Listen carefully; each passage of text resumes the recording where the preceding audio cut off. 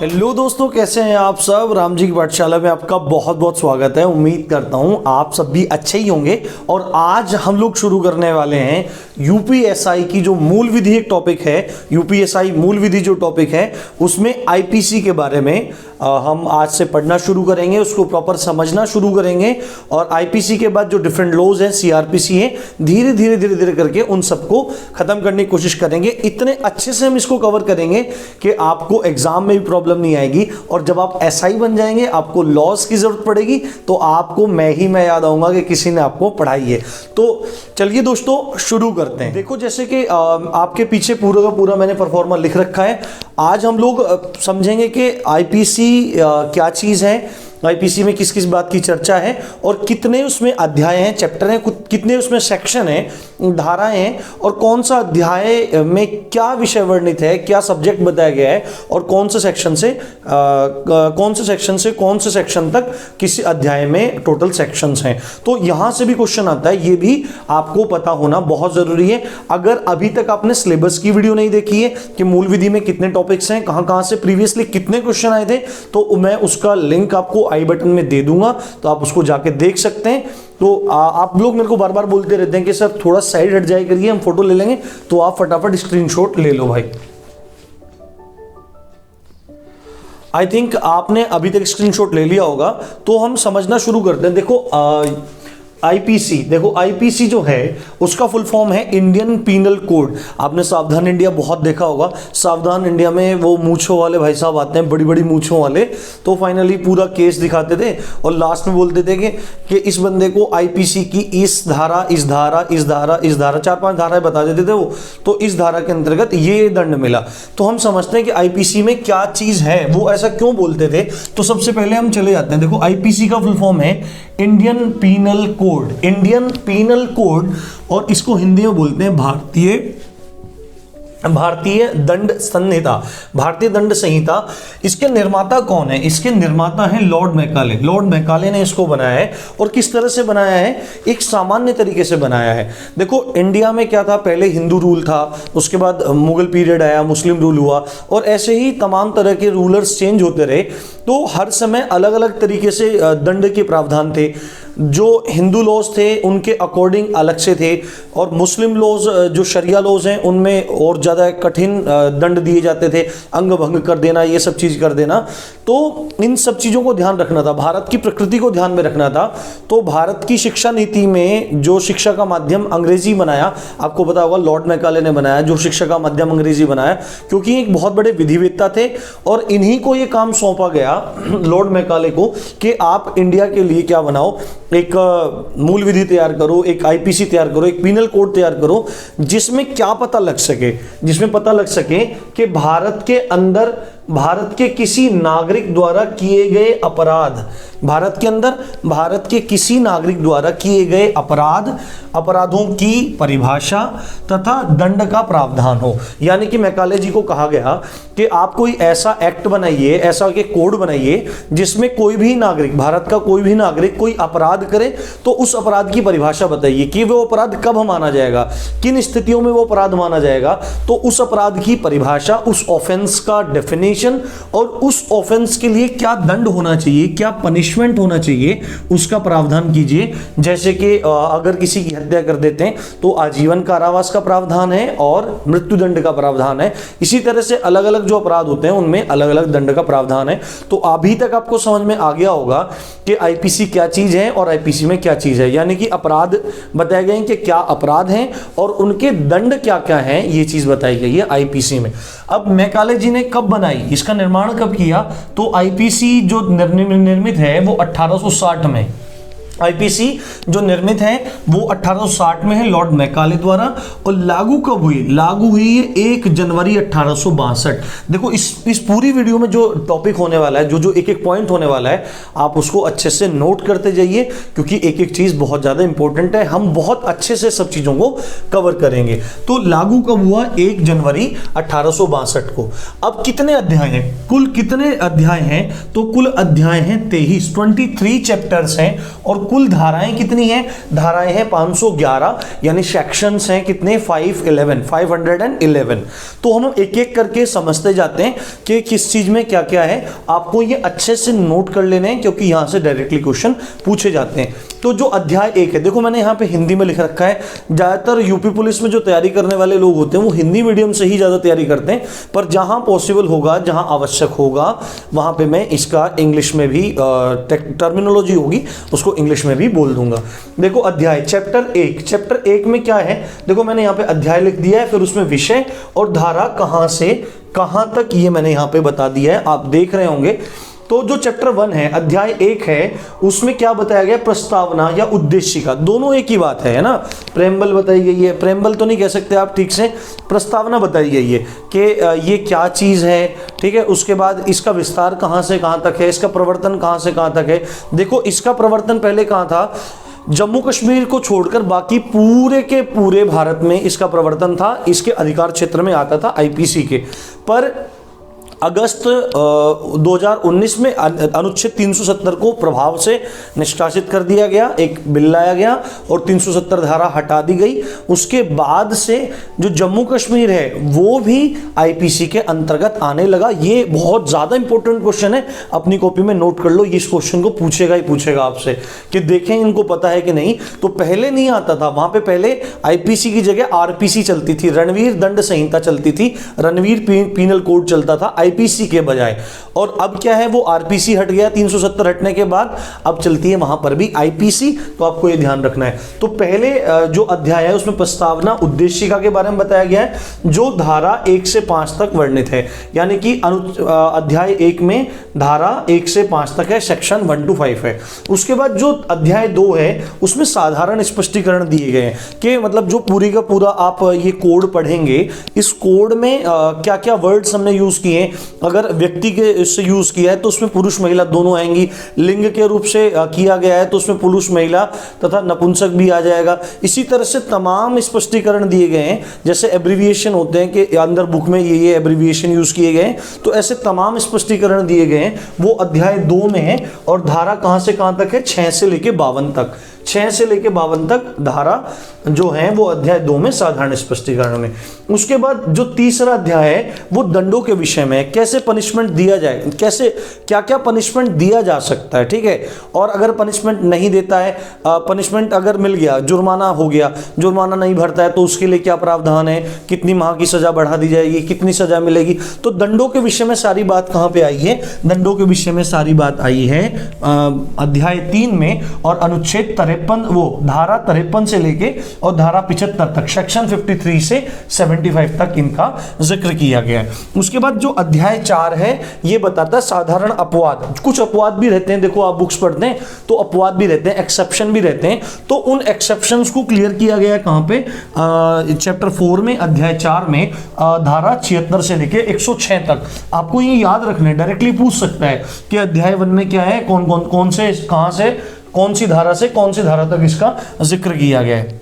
उसके बाद पांचवा जो है वो दुष्प्रेरण के विषय में है, दुष्प्रेरण के विषय में है। और ये धारा कहां से कहां तक है? 107 से 120। दुष्प्रेरण क्या होता है? दुष्प्रेरण इंग्लिश में बोलते हैं अबैटमेंट, यानी कि किसी को उकसाना। दुष्प्रेरण का मतलब होता है उकसाना, कि भाई तू आत्महत्या कर ले, तू उसकी हत्या कर ले, जाके चोरी कर ले। तो ये सब चीज क्या होता है? ये दुष्प्रेरण होता है कि जा तू मर जा, तो क्या मैं मर जाऊँ ना? हाँ मर जा।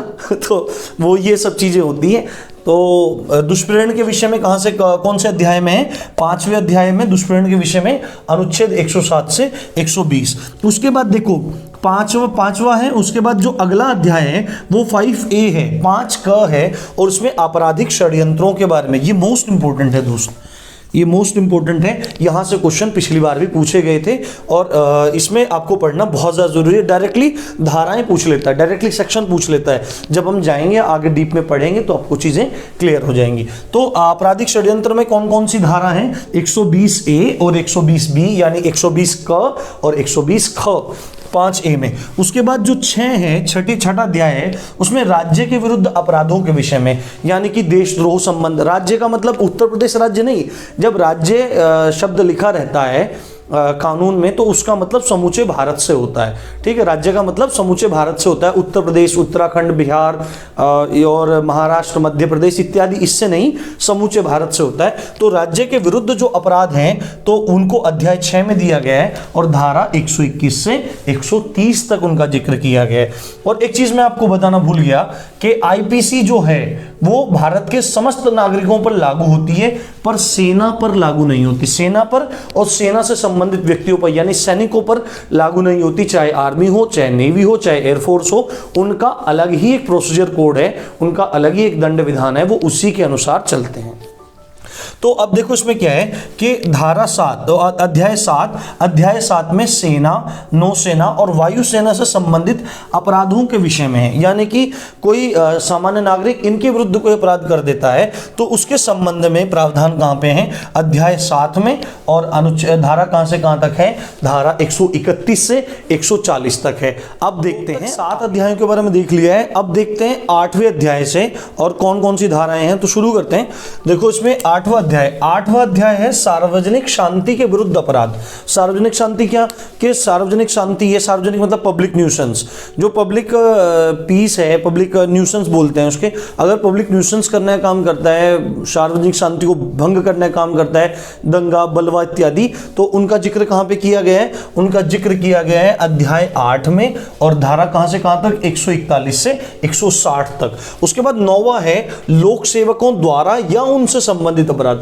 लोक सेवक में कौन कौन आते हैं उनको भी हम समझेंगे। साधारण स्पष्टीकरण जो भाग अध्याय 2 है उसमें आपको क्लियर हो जाएगा। लोक सेवक, पब्लिक सर्वेंट, आपको पब्लिक सर्वेंट वर्ड समझ में आ गया होगा।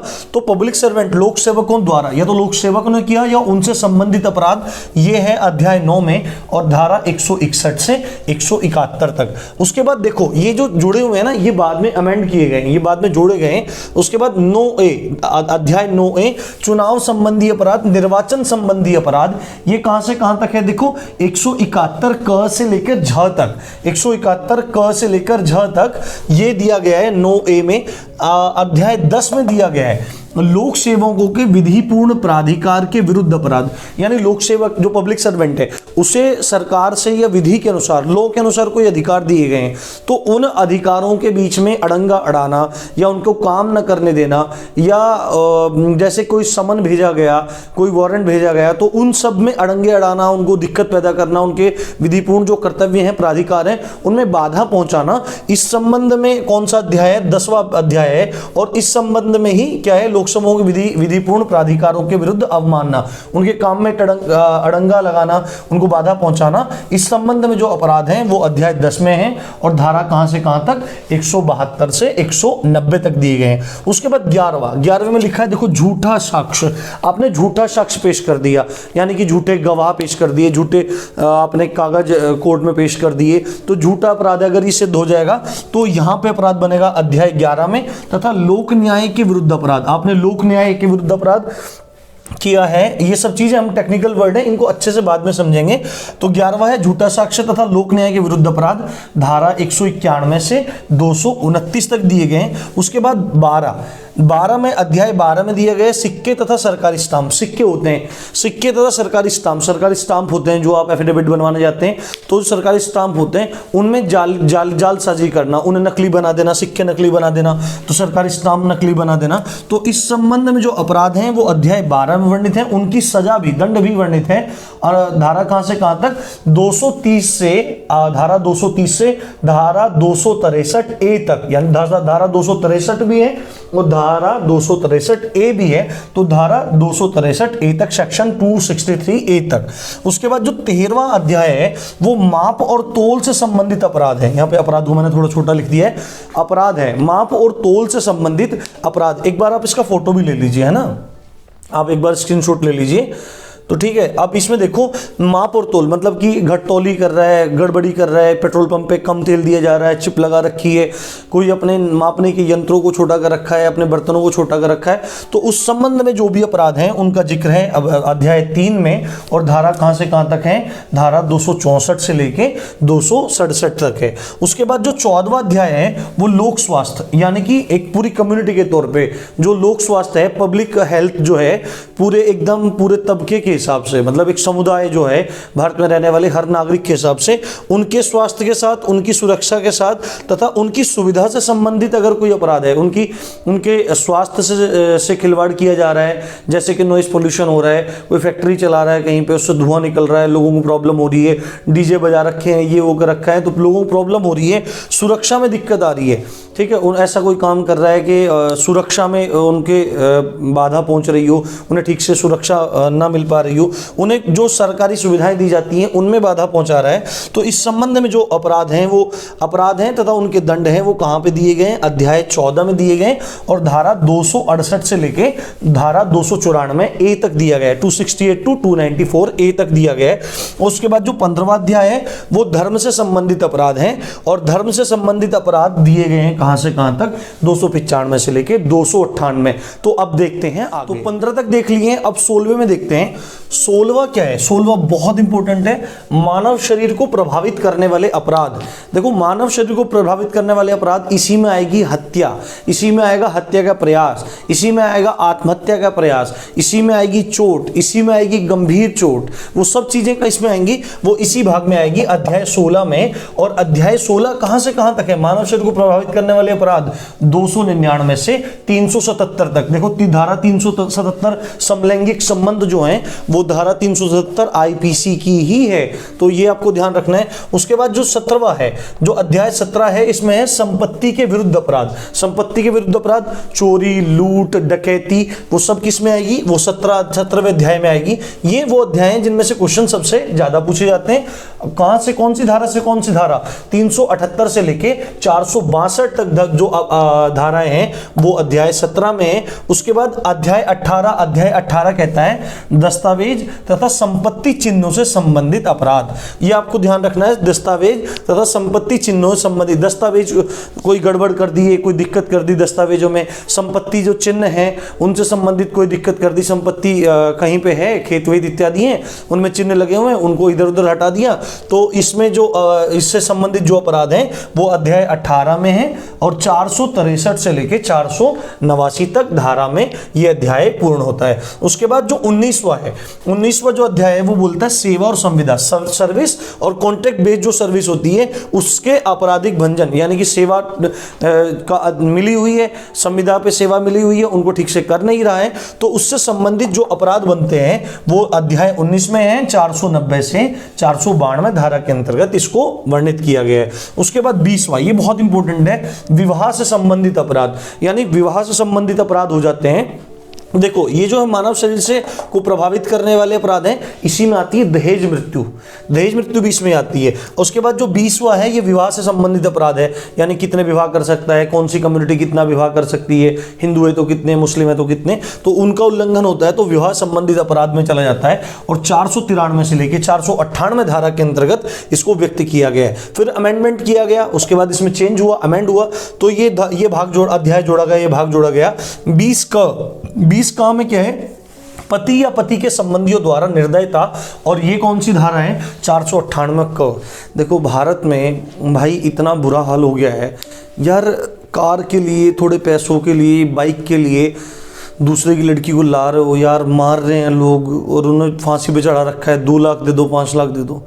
यार मेरे हिसाब से तो मैं एक शब्द बोलना चाहता हूँ, जो इस तरह काम करते हैं ना भाई, वो हिजड़े होते हैं यार। अगर आपको कार चाहिए तो भाई ये हाथ टूट गए क्या? ये मेहनत टूट गई क्या? भगवान ने शरीर दिया है, ऊपर वाले ने शरीर दिया, मेहनत करो, खुद अपने आप से लो। और जब भी निर्दयता मतलब मारा जा रहा है, मार रखी है, नील पड़े हुए बॉडी पे, तो भाई कभी ऐसा काम मत करना। और जब आप एसआई बनोगे ना मेरे दोस्त, तो एक नंबर एसआई बनना, कभी भी गलत तरीके से पैसा मत कमाना। और जिस भी व्यक्ति को ज़रूरत हो, चाहे दिन हो चाहे रात हो, आप हमेशा तैयार रहना। यही आपकी सबसे बड़ी सेवा है, यही भगवान की सबसे बड़ी पूजा होती है। परहित सरिस धर्म नहीं भाई। क्या मतलब क्या है? सबसे बड़ा धर्म कौन सा? कोई कहता है हिंदू धर्म, कोई मुस्लिम धर्म बड़ा बताता है, कोई कौन सा, पर तुलसीदास जी कहते हैं कि परहित सरिस धर्म नहीं भाई। दूसरे का जो दुख दूर करने में सबसे जो मज़ा है, उससे बड़ा धर्म कोई नहीं है। ये अनेकों मनीषियों ने बात कही है। और कभी भी ना यार किसी की बहन बेटी को अपने घर लाके उसको परेशान मत करो, उसे प्यार दो। एक तो सब घर बार छोड़ के आ रही है, घर बार छोड़ के आ रही है, उसके बाद तुम मार रहे हो, खाने को दे रहे हो, प्यार नहीं कर रहे हो, एक तो उसका मन नहीं लग रहा है यार। और अगर आपको ये दहेज वहेज लेने की इतनी दिक्कत है, सिर्फ एक पॉइंट सोच लेना, अगर कोई इस तरह का व्यक्ति हो, कोई देख रहा हो वीडियो या आपके आसपास हो, तो उससे एक क्वेश्चन पूछना, भाई अगर तेरी बहन इसकी जगह होती तो तुझे कैसा लगता। भाई रूह कांप जाती है अपनी बहन के लिए, अपनों के लिए तो रूह कांप जाती है, तो दूसरा भी तो किसी की बेटी होगी, दूसरी भी तो किसी की बहन होगी। तो इसलिए सभी के साथ समान व्यवहार करो, यही सबसे बड़ा धर्म है। चलो ठीक है, तो 20A में है पति या पति के संबंधियों द्वारा निर्दयता, पति पीट रहा है, देवर पीट रहा है, सास पीट रही है, तो ये सब चीज़ ठीक नहीं है। तो इससे बचाव के लिए कौन सी धारा है? 498A धारा है। उसके बाद 21वां, भाई तन्ने तो मेरी बेइज्जती कर दी, हमारे चित्र में तन्ने बेइज्जती कर दी मेरी, अब तेरे पे होगा केस। कैसे केस होगा? वो है मानहानि में, भाई मेरा वो कर दिया, मुझे डिफेम कर दिया। तो ये इसको मानहानि जो है ना, ये बड़े लोगों की धाराएं बोली जाती हैं। अपन दोस्तों में तो कह देते हैं कि भाई बेइज्जती कर दी ना, भाई बढ़िया बात नहीं, और फिर 2 मिनट बाद गले मिल जाते हैं। पर बड़े बड़े लोगों की धाराएं हैं मानहानि, और ये अध्याय 21 में दी गई है। धारा कहाँ से कहाँ तक? 499 से 502 तक। ये सब बहुत ज़्यादा इंपॉर्टेंट, अच्छे से पढ़ना है। उसके बाद अध्याय 22 कहता है आपराधिक अभित्रास, अपमान और अरिष्टीकरण। आपराधिक अभित्रास, इन तीनों का एक ही मतलब कहीं ना कहीं बैठता है। आपराधिक, ये तो समझ सकते हैं अपमान, वही भाई बेइज्जती हो गई, ठीक है। इससे संबंधित जो अपराध बैठ रहा है, आपराधिक अभित्रास बोलते हैं धमकाना, कि भाई अगर तू कोर्ट में चला गया तो भाई ये मेरे से बुरा कोई नहीं होगा। धमकाना, किसी चीज़ के बारे में धमकाना, तो अभित्रास दे रहा है, परेशान कर रहा है, तो आपराधिक अभित्रास में आता है। और धारा 503 से लेकर 510 तक इसमें वर्णित है। और आखिरी अध्याय में केवल एक धारा है, जो धारा 511 है। आखिरी अध्याय में केवल एक धारा है, जो धारा 511 है। यार ये तो पंच लाइन बन गई, ठीक है।